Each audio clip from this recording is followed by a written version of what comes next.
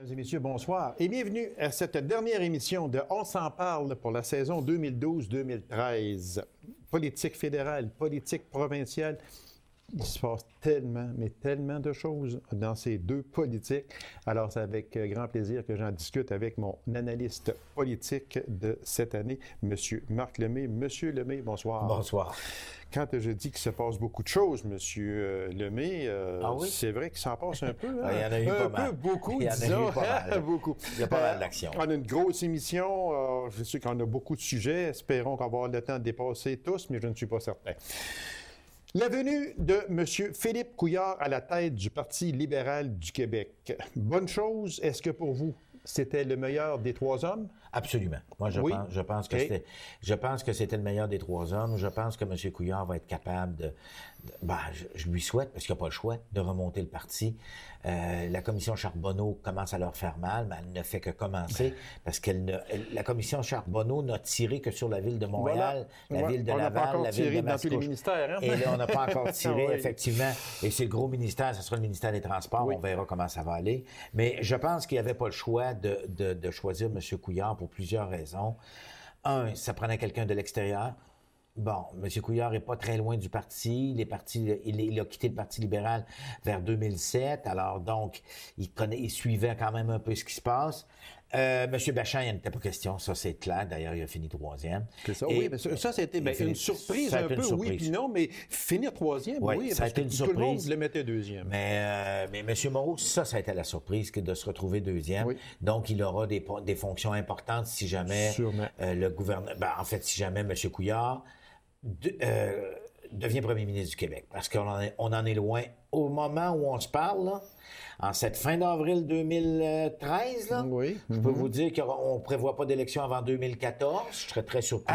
Au dépôt du budget 2014, c'est ça? Oui, au dépôt du budget. Okay. Donc, on va avoir le temps de s'en reparler. Oui, mais il y a un énorme travail à faire dans les comtés, M. Couillard. Il doit donc reprendre le bâton du pèlerin et se faire le tour du Québec. Parce que c'est bien beau, ses appuis dans l'ouest de Montréal et dans l'Outaouais, mais là, il va falloir qu'il y ait des appuis plus que ça, s'il veut penser reprendre le pouvoir. Et il y a un inconnu qui est la CAQ, qui lui fait très mal. On ne sait pas trop comment M. Legault et son parti vont se comporter au cours des prochains mois. C'est ça. Puis vous venez de toucher un point sensible, M. Lemay. C'est parce que la CAQ, on ne sait pas. On ne sait pas qu'est-ce qu'elle va faire. On ne sait pas de quel côté ça va se brancher.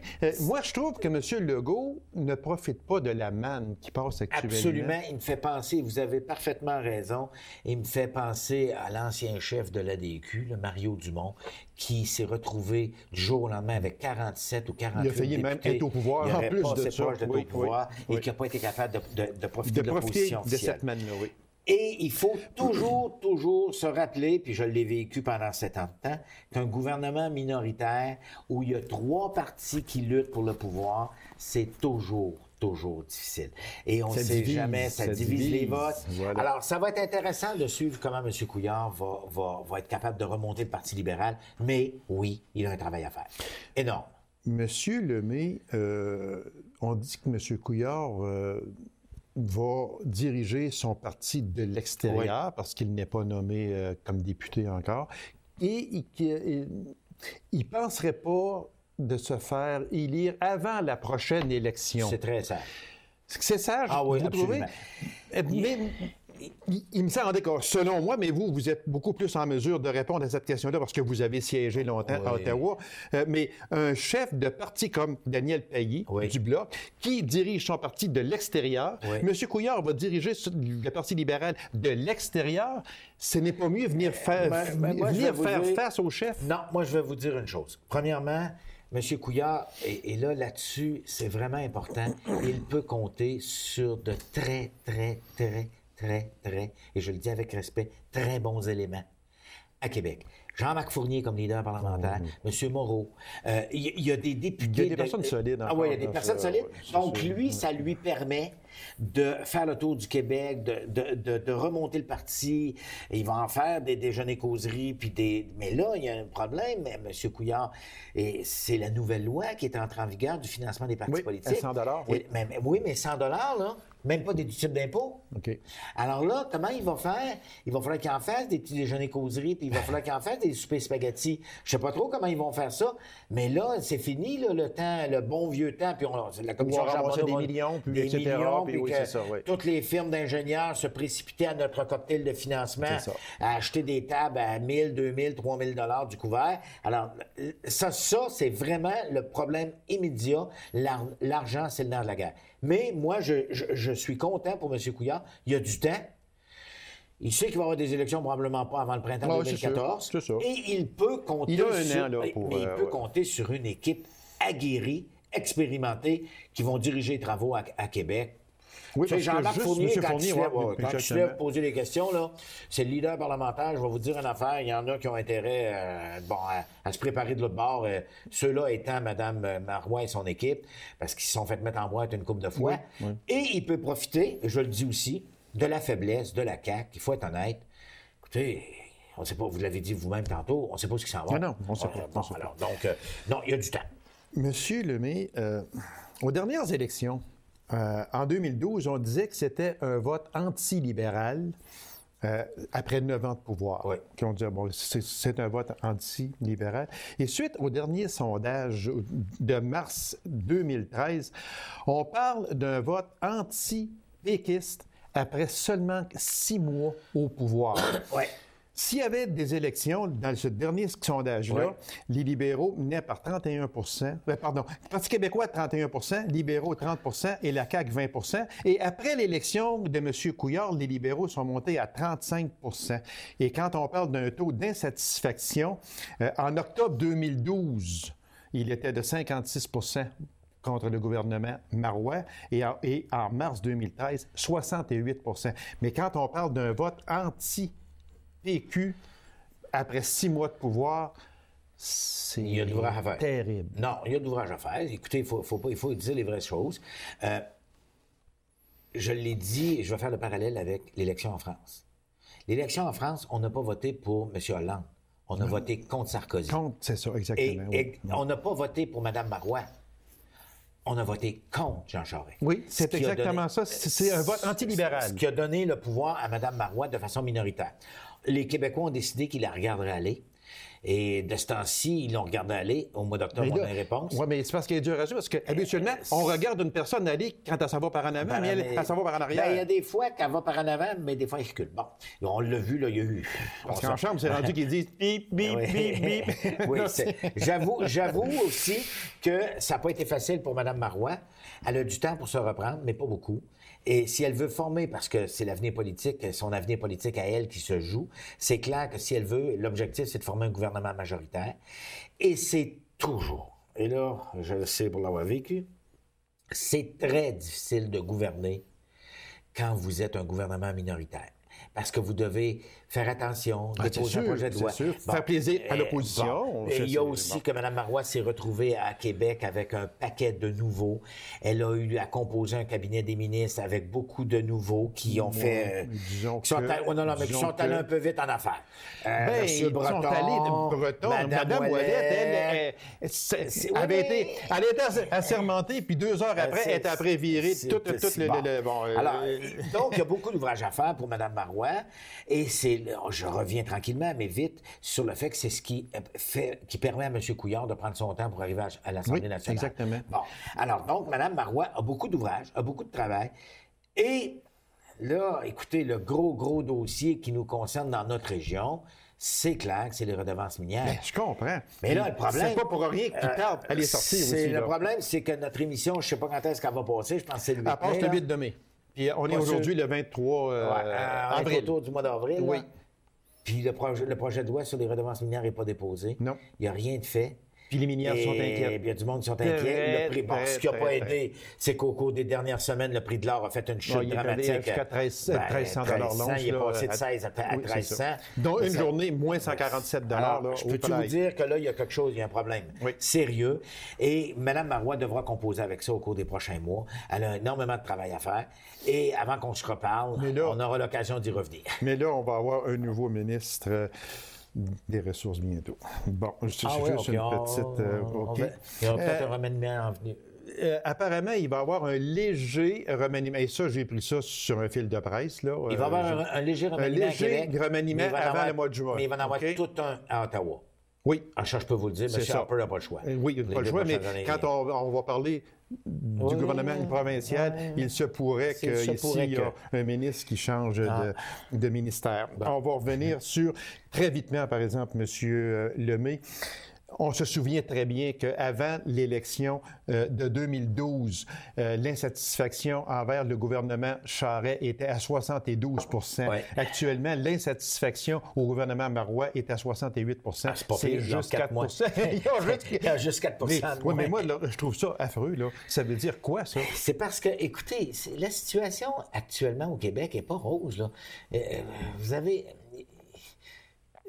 Elle gouverne un gouvernement minoritaire, je m'excuse la redondance, et elle doit composer. Donc, elle dépose un projet de loi, elle regarde comment ça réagit pas pire, OK, on y va. Écoutez, mais c'est ça qui est pas facile dans une gouvernance au Québec, c'est de ne pas avoir une majorité. Et comme il y a 3 partis politiques qui se battent, je prévois, si la tendance se maintient, que ce sera encore un gouvernement minoritaire en 2014, mais on aura l'occasion d'en reparler. Monsieur Lemay, parce que là, vous avez ouvert une petite porte, là, fait que je vais rentrer dans la petite porte, mais très vitement.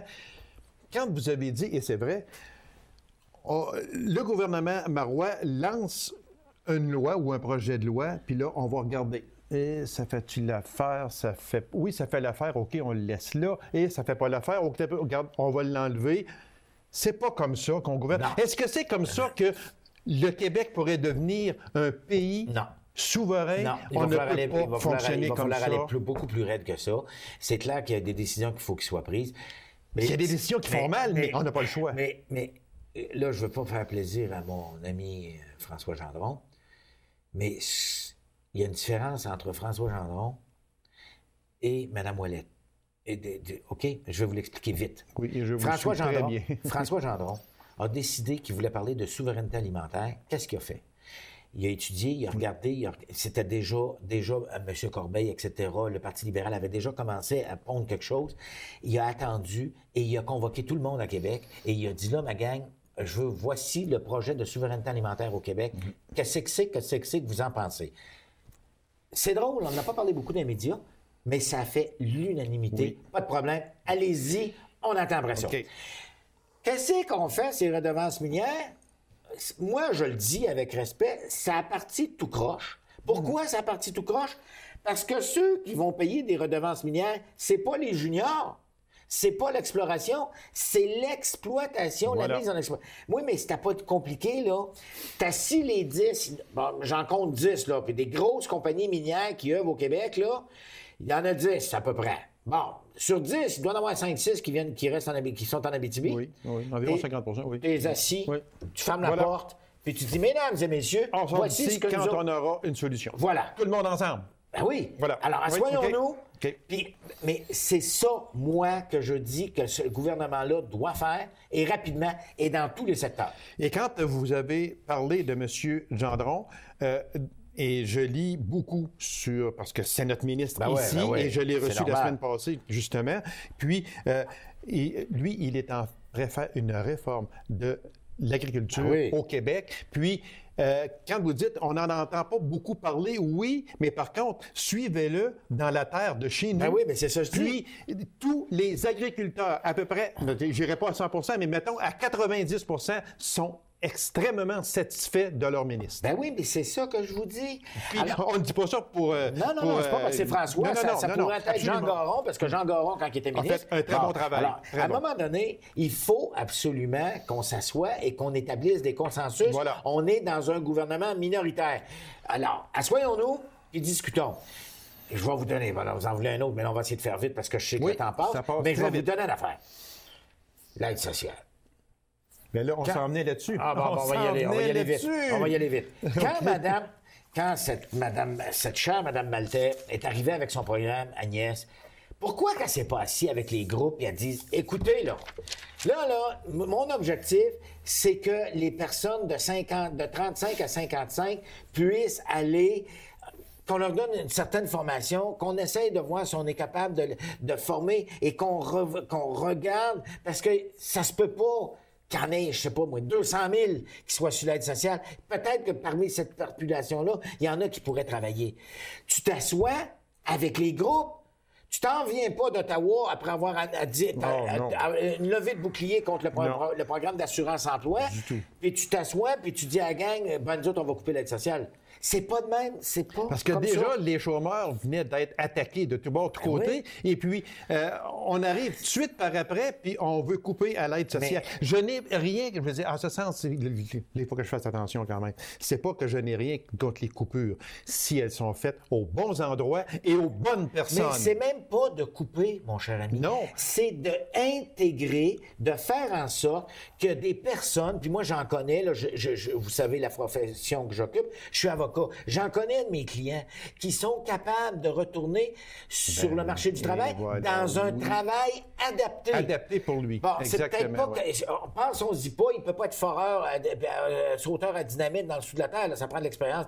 Non, mais peut-être qu'il pourrait aller travailler chez Temabex, chez Manutex, si on lui donnait une certaine formation, une incitation. C'est ça. Et moi, comme je disais tantôt, quand on peut couper, j'aime pas ça, ce mot-là, sauf qu'il reste un fait pareil, c'est que il me semble, peut-être que je suis complètement dans le champ, comme on dit, mais il me semble qu'avant de procéder à des coupures, il y aurait une réforme de l'aide sociale. On dit ici que même, justement, hier, on prenait qu'il y a des prisonniers qui reçoivent de l'aide sociale. Ça, c'est complètement affreux. Et deuxièmement, depuis 2005... Oui, mais écoutez, depuis 2005, il y a des fraudes d'environ $1,5 milliard.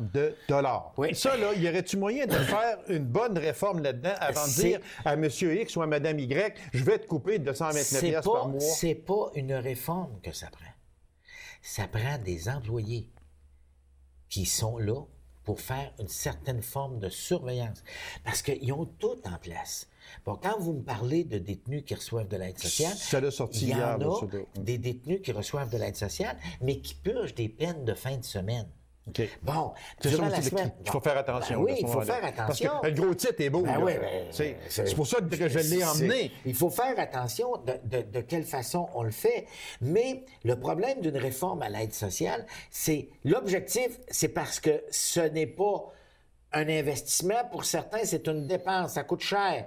Mais essayons d'en intégrer le plus possible. J'en connais... malheureusement, qui sont handicapés et qui ne pourront jamais aller sur le marché du travail. Bon, bien, respectons-les, ceux-là. Là. Oui, par contre, il y en a d'autres que juste avec un travail adapté, on fait une certaine formation, on les envoie à un travail adapté, mais tout ça pour vous dire qu'ils ont des bonnes idées, mes péquistes préférés, mais que des fois, ces idées-là... les envoient comme des ballons. Ils vont trop vite. Prenez votre temps. Ils vont trop vite, puis ils envoient ça à la population, puis là, jugez vous autres, puis on corrigera le tir après ça. C'est ça qui n'est pas correct. Non, mais c'est pas alors, ça. C'est pour ça que je donnais l'exemple de François Gendron et de sa réforme sur l'agriculture. On devrait suivre l'exemple de François et de dire à tous les ministères, là, calmez-vous les pompons, là. On est au pouvoir. On est minoritaire. C'est quoi l'objectif? C'est d'être élu majoritaire. Donc, fini ballon d'essai, là. Non, parce que quand on est déjà à 68 d'insatisfait, c'est assez difficile d'avoir un gouvernement majoritaire. Tu peux pas descendre bien plus bas. Juste, on en parle juste une minute, OK? Juste une minute. Sylvain Simard. C'est qui, ça? L'ancien député du boss de l'alcool québécois, parce qu'ils ont donné un petit bout de film l'autre jour qui a fait une descente, mais une descente affreuse, il y a peut-être un an passé, contre les nominations politiques du parti libéral. Juste très vite. Sylvain Simard, président du conseil d'administration de la SAC. Duceppe, Dionne, Marcellet, Commission d'assurance chômage. Ça, je veux revenir là-dessus parce qu'il est sorti. Jean-Yves Dutel, Investissement Québec. Il s'en va à Munich, je pense. Oui, mais c'est ça. Mais j'espère que là, il faut qu'il soit... Ça, c'est le grand ami de M. Blanchette. Lui, il est accusé de contribution politique illégale envers Version Montréal. Il y a aussi à la Société des transports du Québec, son nom m'échappe, celui qui a battu Mme... celui qui s'est fait battre par Mme David. M. Bédard. Bon. quand on parle de nomination mais- partisane, on s'arrange-tu qu'ils n'ont rien envie à personne? Oui, mais savez-vous comment les libéraux en ont nommé, Vincent? Non, ça, je suis pas sûr que je parle. 523. Ben oui, mais une chance que les autres, à ce rythme-là, le Parti québécois, Non. s'ils prennent C'est- 9 ans c'est- au pouvoir, ils vont monter à 1000. Moi, Ça a pas de non, but. je vais vous dire une affaire. Non, Bon, mais c'est c'est clair tout ça pour tu veux dire te que ça faire revient du entourer. pareil au même. C'est tout simple. Écoutez, on va nommer des personnes qu'on connaît, des personnes qui sont de notre côté probablement. Et moi, en tout cas pour un, là, regardez, s'il est capable de faire la job, tant mieux. S'il n'est pas capable. Je ne parle pas Bon, que ben, la personne n'est pas non. capable de faire la job parce que Non, mais moi, je vais vous dire- Sylvain Simard, à la présidence du conseil d'administration de la Société du Oui. alcool, parfait. La job, il va la faire, excusez, mais il va la faire très bien. Bon. Sauf que on parle de partisans. Ben lui. oui, mais que voulez-vous qu'on fasse, là? Ils vont y nommer Parce comment? que Ils vont ouvrir toutes un ces concours, ça va personnes-là, prendre 3 toutes ans. ces personnes-là, au poste qui ont été nommés sont... Vous oubliez Pierre Carl? Oh, ben oui, mais Pierre Carl, je le Pierre gardais Carl. pour le dessert. Ah, ok, je le gardais ok, pour le ok. dessert. OK. Mais parlons une minute de Gilles Duceppe. S'il y en a Oui. un qui connaît le dossier de l'assurance-emploi, Parfait. c'est Gilles Duceppe. Bon, mais il y a une chose, Oui. que les politiciens ont dit, puis je pense que moi, j'ai trouvé ça bon. J'ai rien contre Mme Rita Oui, Dionne de Marcellet, là. oui. J'ai rien contre elle. Mais dans cette commission-là, est-ce qu'il aurait été possible de nommer une autre personne d'une autre allégeance politique que péquiste? Ben, moi, il y a une affaire que Pour donner une parité à ça. Attendez. C'est parce que là, vous dites qu'il y en a, vous en nommez 2. N'oubliez Oui. pas qu'ils sont 4. Oui, ils sont 4. Oui, oui. mais les 2 autres sont de quelle l'agence? Oui, mais, mais Ben oui, ceux mais- qui vont vraiment diriger les deux le coprésidents, dossier, c'est ouais, c'est ça. Mme Rita Dionne Marcellet Oui. et Gilles. Mais moi, je vais vous dire une chose. Appelons un chat, là. C'est quoi l'objectif? L'objectif, c'est de dénoncer les coupures de l'assurance-emploi. Puis ça va donner quoi? L'objectif, c'est de dire... Puis moi, je suis à peu près convaincu des conclusions. Ben oui, Puis on s'en on le sait reparlera la d'avance. prochaine fois. On le sait d'avance, Non, mais les conclusions. c'est- Voyons il donc. faut que le programme d'assurance-emploi Est-ce relève que du moi, Québec. je peux vous dire que ça, je trouve ça là, complètement inutile? Ben, Oh, je serais pas trop- ça, il a tenté de je dire serais- oui. Je serais pas trop loin de Mesdames et partager messieurs, ça votre lui a opinion. tenté de dire oui, mais sauf que son grande chance, c'est Gilles Duceppe, il ne le dira pas. Je serais pas trop loin de partager votre opinion. Oh mon Parce Dieu! que je suis pas certain que Il ne ça... veut pas glisser la plume de banane, il est juste là, mais il l'a juste évité. Il l'a juste évité. Non, mais il faut être honnête, là, regardez, écoutez, on voit l'objectif, là, c'est clair que le jupon dépasse, là. Voilà. Bon, c'est l'objectif, c'est de dire, il faut que le programme d'assurance-emploi revienne au Québec, qu'on le gère en même temps que la formation de la main-d'œuvre. Ça fait longtemps qu'on dit ça, ben moi, quand je me rappelle, pendant 7 ans de temps, j'étais député à Ottawa, puis c'est ce qu'on disait. Donnez-nous-les, on va être capable de le gérer, nous autres. Mais, Monsieur, en tout cas, on va voir ce que ça Monsieur va donner. on va changer, là. Hein? Oui. Monsieur Lemay, Oui. parce qu'on a beaucoup de sujets. Oui, oui. Qui, Monsieur Lemay, une bonne fois au Québec, va se lever et qui va dire la récréation est terminée? On va rassembler dans une chambre des péquistes, Québec solidaire. Solidaire, pardon, Ouais. puis option nationale. Vous allez vous enfermer dans la chambre Ouais. qu'il y a là, puis quand vous aurez un consensus, à savoir on forme un seul parti souverainiste, vous sortirez, puis on va fonder un seul parti. Parce que là, ils divisent à 3 continuellement. C'est Alors, clair. si Les forces de gauche. et vous le savez très Ben bien oui, que les moi, forces de gauche sont divisées, donc les forces de c'est droite ça. en profitent. Ben, c'est ça, exactement. c'est- Puis, c'est- ce qui arrive, c'est que si on a aujourd'hui un gouvernement minoritaire, c'est dû à cette...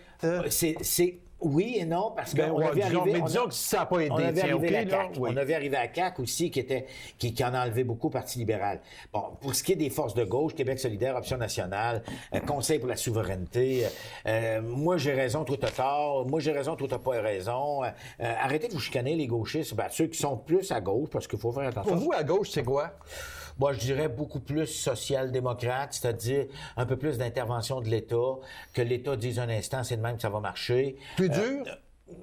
Pas nécessairement Non, plus pas dur. nécessairement. Pas nécessairement plus dur, mais je dirais un peu plus d'ingérence dans, OK. dans les activités quotidiennes, de regarder, bon, exemple, là, les redevances minières. OK.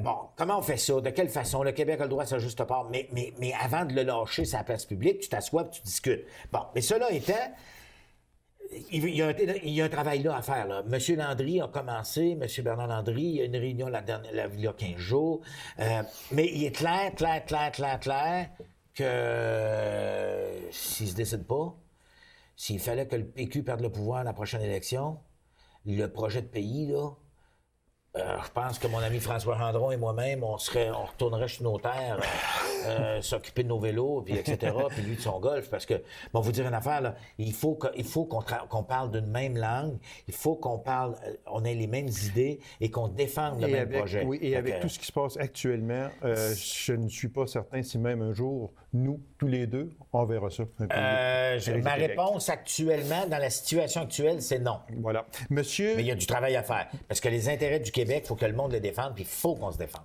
Une question. Oui. Une question qui est, en tout cas, à mon point de vue, très importante. On parle là, de la Constitution. On veut ouvrir une espèce de débat. Boîte de Pandore. C'est ça, que M. Trudeau, fils, évite continuellement, patine autour. En tout cas, c'est son affaire. Il y a une question que je veux vous poser, M. Lemay. Dans la nuit du 4 au 5 novembre 81, la fameuse nuit des longs couteaux. Oui. OK? Vous vous en souvenez très bien que oui. Dans cette nuit-là, M. Lemay, est-ce que le gouvernement, est-ce que le Parti québécois a été écarté de cette nuit-là, n'a pas été invité ou simplement a décidé de ne pas y aller? Non. Parce qu'il y a une différence énorme entre les deux. Oui, non, c'est clair. Et là, il y a un livre qui vient de sortir. Oui. Je vais vous dire une chose, c'est clair que le gouvernement... en fait, c'est le gouvernement parce que c'était pas le parti. Parce que en fait, M. René Lévesque. M. Lévesque et son gouvernement parce qu'il était... Et son équipe, c'est ça. OK, se sont en allés à l'hôtel et ont entendu un téléphone de l'Ontario, OK, qui n'est jamais venu. OK. Et ils sont restés chez eux en disant, bon, ben d'abord, il n'y a pas de problème là. Et pendant ce temps-là, M. Romanov, il y avait beaucoup de monde de l'Ouest qui sont réunis et qui ont décidé de quelle façon ça allait se passer. Et c'est clair quand on relit les débats, quand on revoit. Parce on a un devoir de mémoire dans la vie. Il faut se rappeler ce qui s'est passé. Et pour s'en rappeler, il n'y a rien de mieux qu'aller lire. Et aller lire, là, ça fait pas 100 ans, là. C'est juste 1981, là. Ça fait 30 ans. Je sais qu'il y en a qui nous écoutent qui n'étaient pas nés. Mais c'est pas grave. Mais allez lire l'histoire. Parce que c'est ça. Et il n'y a rien de mieux que les livres sur René Lévesque.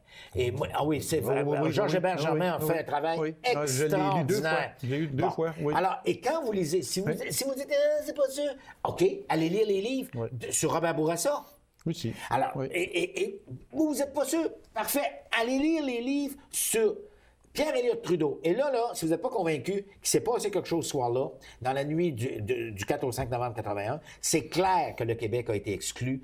C'est clair. Et M. Couillard a raison de dire qu'il faudra en parler. Oui, c'est ça. Mais est-ce qu'on est prêt à faire Trudeau ça? Fils? Ah non, oubliez ça. M. Trudeau Fils, c'est un beau contenant, mais pas de contenu. Et je vais continuer à le dire. Je l'ai connu à Ottawa depuis 2006. Ça reste un beau contenant. Pas de contenu. Et malheureusement, il va falloir qu'il y mette du contenu, mais ça va presser. Si il s'était appelé Justin Boisvenu... Il serait jamais là. Bon, monsieur... il serait pas là. Monsieur Lemay, il reste 2 minutes. Je vous donne une seule minute seulement parce que c'est notre dernière émission. Oui. Alors, l'abolition du crédit d'impôt pour les travailleurs d'ici 2017, c'est un gros risque pour le FTQ. C'est un gros risque. C'est un gros risque. Le gouvernement fédéral fait une gaffe monumentale. Pour moi, c'est une attaque directe à ceux et celles qui contribuent à ces fonds-là, qui sont très importants pour le développement des régions. Parce que le Fonds de solidarité de la FTQ, celui de la CSN, en moindre, mais celui de la FTQ, là, si on ne l'avait pas eu, là, il y a beaucoup d'entreprises en Abitibi-Témiscamingue qui seraient mortes et enterré et nominé Patrice. Monsieur Lemay, merci beaucoup. On voulait parler du Sénat. On n'aura pas le temps. On n'aura pas le temps. Mais laissez-les dormir. La réforme de l'assurance-emploi aussi, on en a parlé beaucoup, mais on reviendra sur ça aussi. Monsieur Lemay, ça fait un plaisir. Merci infiniment. Merci et j'espère juste une chose, c'est que si l'émission revient à l'automne prochain, vous serez encore mon invité comme analyste politique. Je devrais être encore là. J'aime ça parce que vous êtes vraiment un fin connaisseur de politique, autant fédéral que provincial. Puis, c'est vraiment intéressant de parler avec vous, M. Lemay. Merci beaucoup et au plaisir. Bon été. Merci beaucoup à vous pareillement. Alors, mesdames et messieurs, merci beaucoup d'avoir été là. Merci de votre fidélité et de votre assiduité au cours de cette saison 2012-2013. On vous souhaite un très, très bon été. Puis surtout, soyez très prudents. Merci beaucoup. Au revoir.